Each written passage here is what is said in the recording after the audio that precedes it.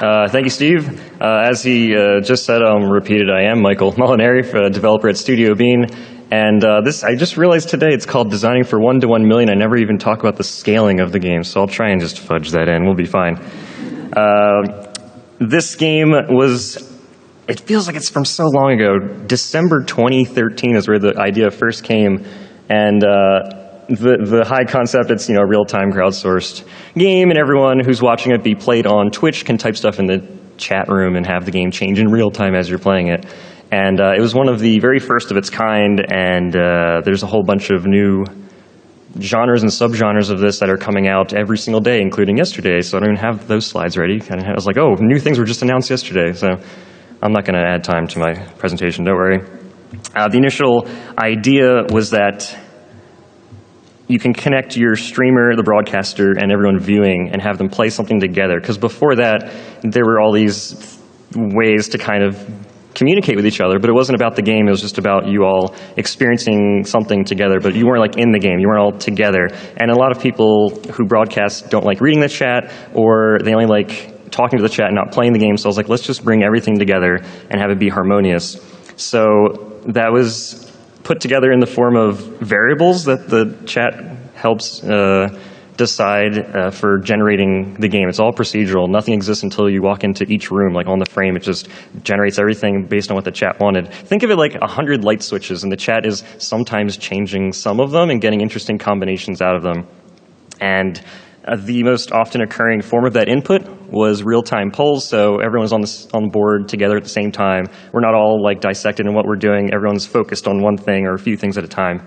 So that was turned into a prototype, which you could think of as an empty game canvas, or maybe every dial is set to boring, and if the chat never gave any input, it would just be something that no one would care about. But the fact that they can make certain enemies appear, different terrains, fireballs, and things like that come in and give the player, you don't even have a weapon when you start, so you literally can't play without the chat. But they choose everything, power-ups, power-downs, for better or for worse. They're having a good time trolling you or helping you out. It's collaborative and clashing at the same time. We had to make the polls last 1 minute because there's a video delay with Twitch, and depending on where you are in the world, that would force you to have to wait longer than other people in the chat room. So we just left it open for a whole minute, and that was enough time to capture pretty much everyone's votes and give them time to even think about what they want, And we eventually had to add in simultaneous polls because waiting 1 minute at a time for one poll meant that you couldn't get very many decisions made in like a 10, 15-minute session. And we decided that it was really important to have all these changes explicit. So something didn't just change in the world like in the Matrix where Mouse turns around and there's a brick wall. He's like, oh no. And you had to know that there's now going to be fireballs in the next room. I mean, that could have been a good surprise now that I say it out loud. But we did it through treasure chest. And so the chest opens up and it's literally a wall of text. And it tells you this has now changed or this is the new state. And everyone's like, okay, so now when we go in the next room, it's going to be snowing and there's ice and we're going to be slipping and sliding. And it's going to be great. So I decided to do things the hard way for this example specifically, because I still don't know to this day how to use the Twitch API chat. Someone else wrote that code for me. Thank you, Mentalberry. So at the time I wrote an OCR, which is Ocular Character Recognition, where you scan a live WebKit of the chat room pixel per pixel and figure out what was a letter and what was a username, who's a moderator. You can see a first attempt here, it highlights the usernames in blue, and you can tell the word might is not a username, so it's not working very well. So that was the only hurdle early on, except for the fact that 2 weeks after I started streaming it, Twitch Plays Pokemon came out. And you can read these bullet points yourself, but it kind of stole my thunder. I wanted to have this novelty of being the first big thing. And I had my 9 viewers, and Twitch Plays Pokemon, of course, got their Guinness World Record for having over 1 million players play a game of Pokemon together. If you're not familiar, it's this game from about 20 years ago where it's basically a glorified dogfighting simulator. So this thing came out, it broke my heart, I lost sleep. You can ask Chelsea later on, and she said she never saw me more heartbroken in my life.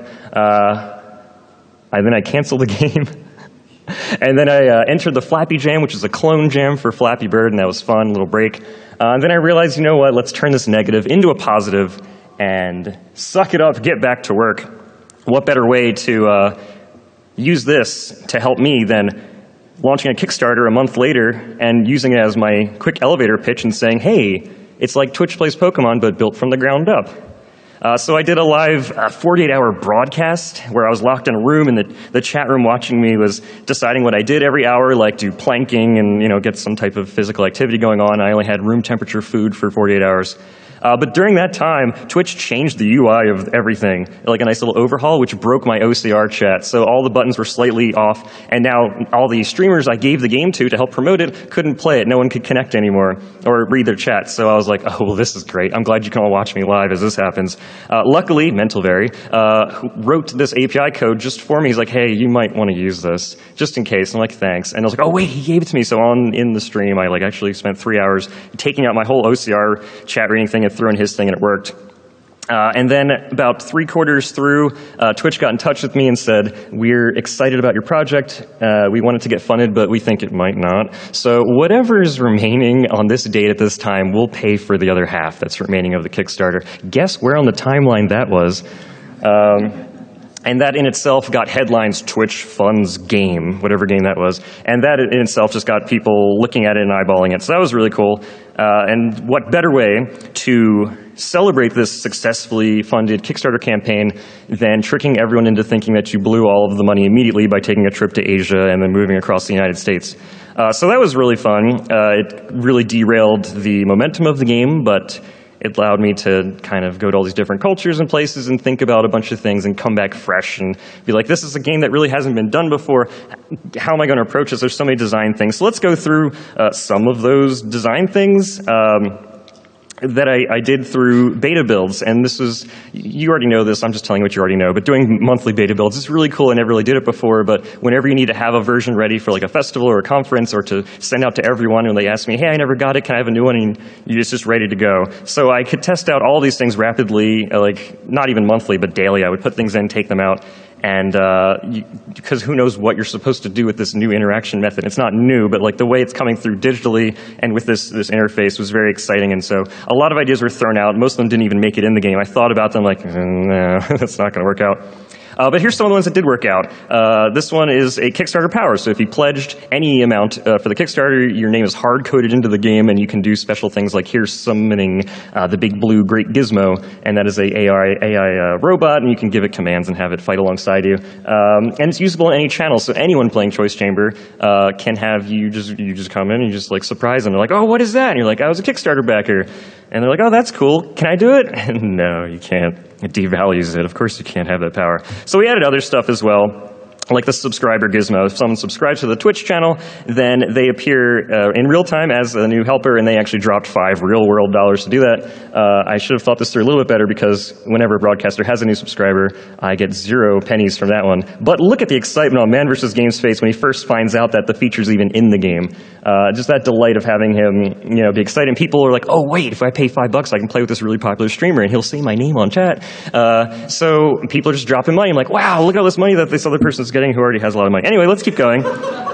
Other stuff that was cool was a built-in chatbot. And like I said, the video delay made it really tough for people to be synced up. So if this chatbot, I don't know if you can read it, it's like blue on gray, I didn't think this through, but it announces the poll immediately when it happens in the game. So if it's a smaller chat and the chat's not going by like a slot machine, you can actually read the poll question that appeared and immediately type. And so that helped speed things up and keep the polls coming in at a regular pace.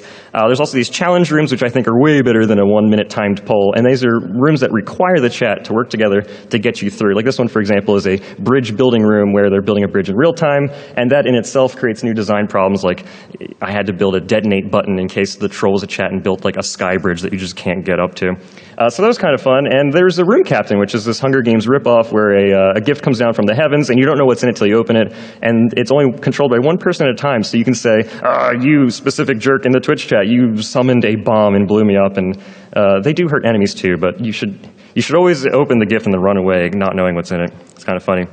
Other stuff, there's also this really cool boss called Alpha, because he has a bunch of shields that are controlled by the Twitch chat as far as like getting rid of them. So you can't even fight him until the Twitch chat helps you out. And so whatever letter of the alphabet is surrounding him, that's the word you have to use, and it's unique words using the 80,000 word Scrabble dictionary. So here, this is the hardest version of the boss, where you have to spell unique words that start with the letter X. And I don't know if you can read those, but they're making up some words I never heard of. There's like Zai, of course, but like Xanathrope and things. So that's really cool. They must have like the dictionary open. They're like, let's just get rid of all of them. That was really cool. We wanted to put that type of thinking into all of the bosses, but we ran out of time. And unfortunately, that's one of the final bosses. That's why it's in quotes.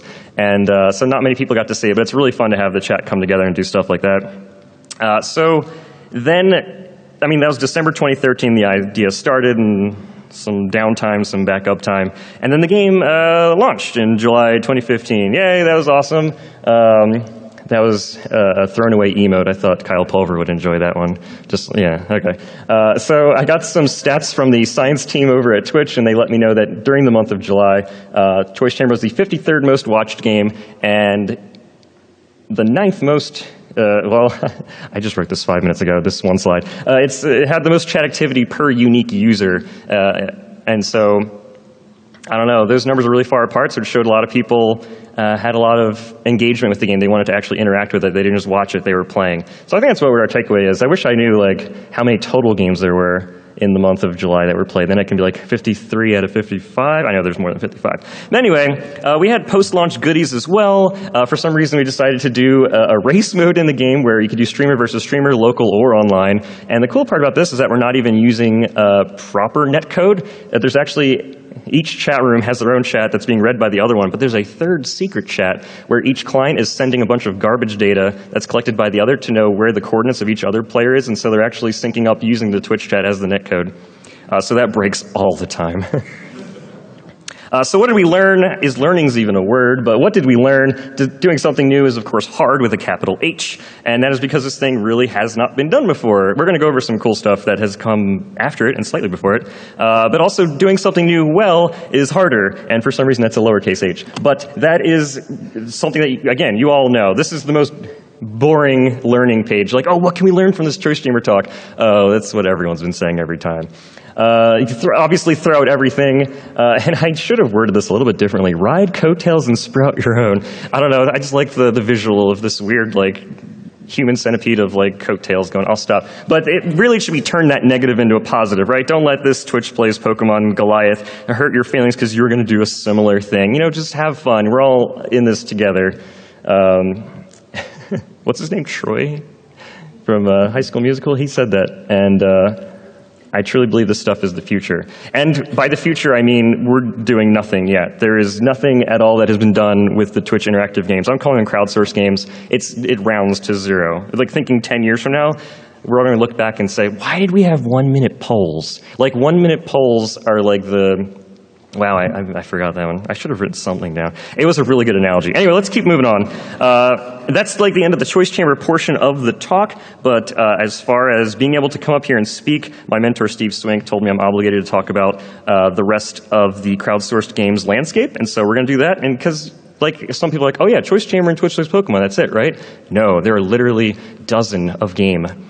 So anyway, let's look at the rest of the crowdsourced games landscape, and that's just a joke. There should be 12 tumbleweeds going there. So before we get to the digital stuff with Twitch, let's talk about Kasparov versus the world. Garry Kasparov, the former chess grand champion in the 1990s, and he played a game of chess versus 50,000 people through MSN Gaming Zone. Anyone played it? And it took 4 months, and he said it was the most important chess game ever played. This picture is actually not of that. This is him losing to IBM's Deep Blue that same year. I thought it was a great picture that seemed like it should be for Kasparov versus the world. He actually ended up going to the MSN Gaming Zone forums and reading their strategies against him. And I was like, really? You're already the grand champ. Like, you don't have to do that. Eventually, they locked out the person who's playing from the forums in later competitions, so they couldn't read the strategies. So the actual technical digital first game ever. Is Tyler even here? I don't think he is. But this game is called Absolute Tyler. Absolute Tyler, don't you love it? It doesn't even have a name. We can call it anything. I asked him, what's it called? He's like, I don't remember what it's called. It doesn't work anymore. Whatever.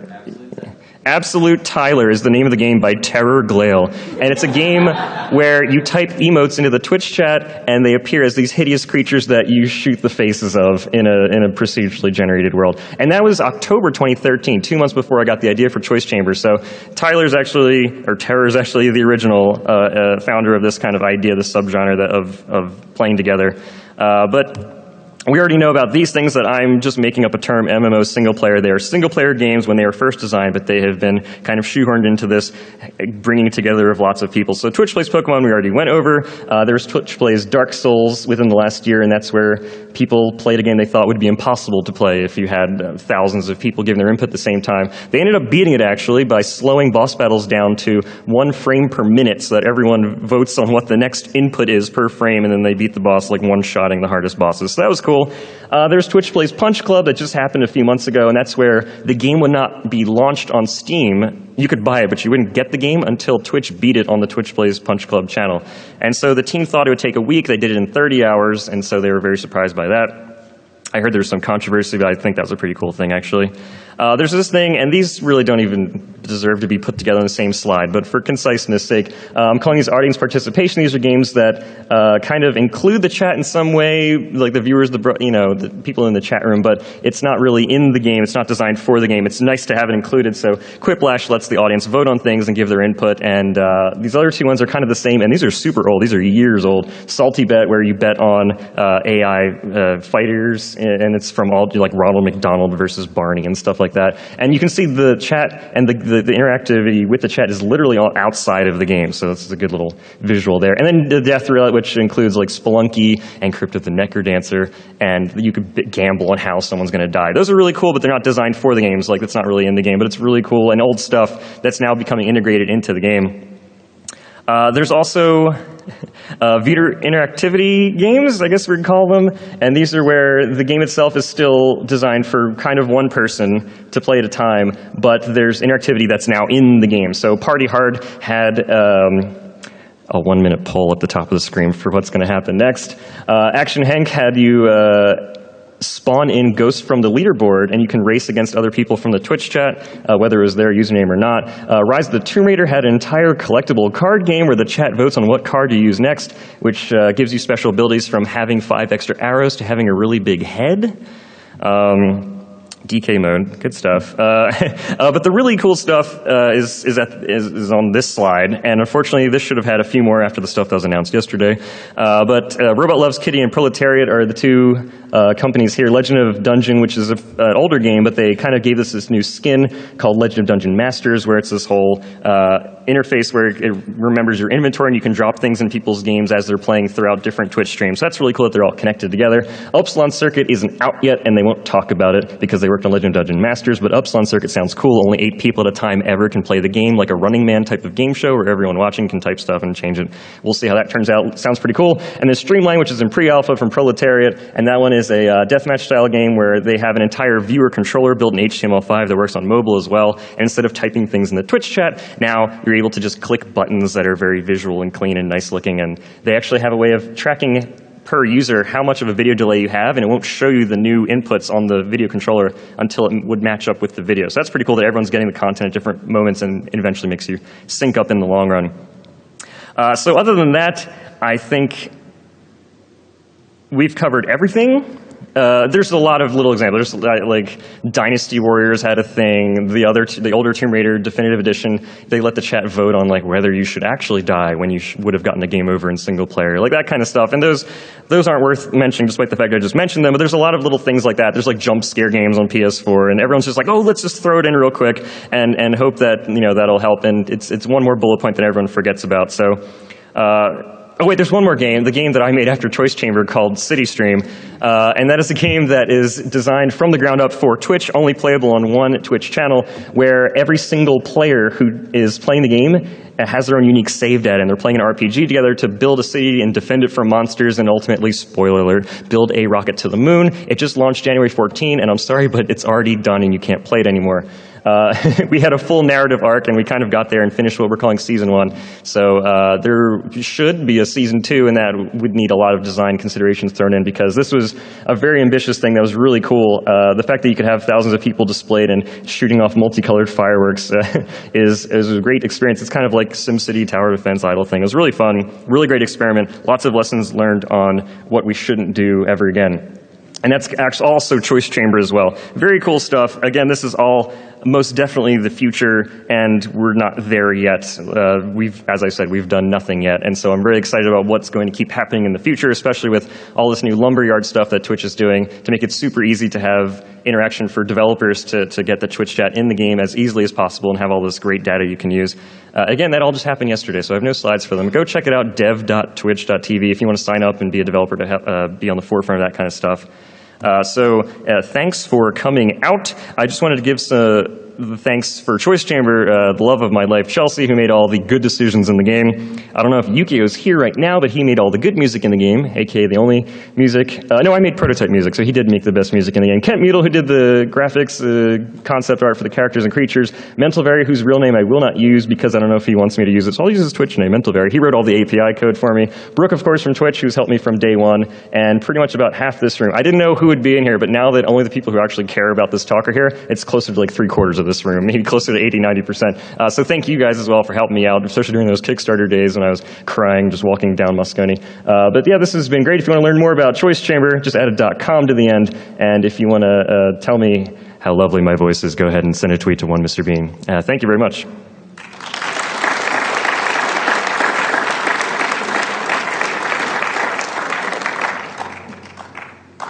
I believe we have 9 minutes and 10 seconds for questions if anyone wants to go to any one of those microphones. Also, I was supposed to tell you 20 minutes ago that you should silence your cell phones.